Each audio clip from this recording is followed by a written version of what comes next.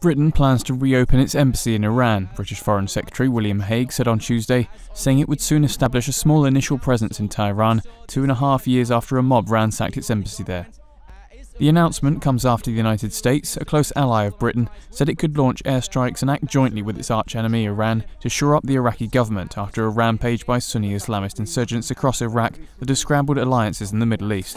And I can assure my honourable friend that there is no softening of any of our policies in relation to Iran.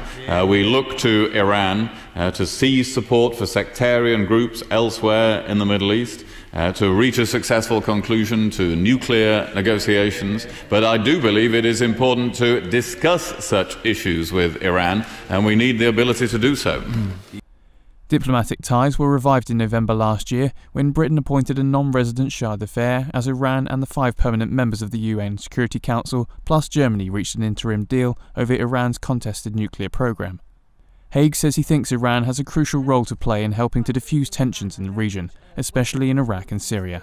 I think the Honourable Lady makes an important point in that one of the things that would be of enormous assistance in defusing many tensions in the Middle East is an improvement in relations between Iran and many of its neighbours, including in the Gulf states in general. I hope that will become part of Iranian foreign policy and responded to by others, and we certainly encourage any movement in that direction.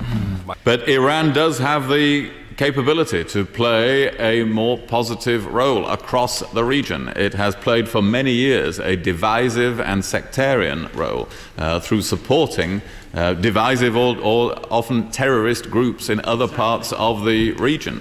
We look to it to desist from that, and we will use the expansion of our bilateral relations to press for that, as well as to encourage links between the peoples of our countries and to have a good understanding of each other's positions.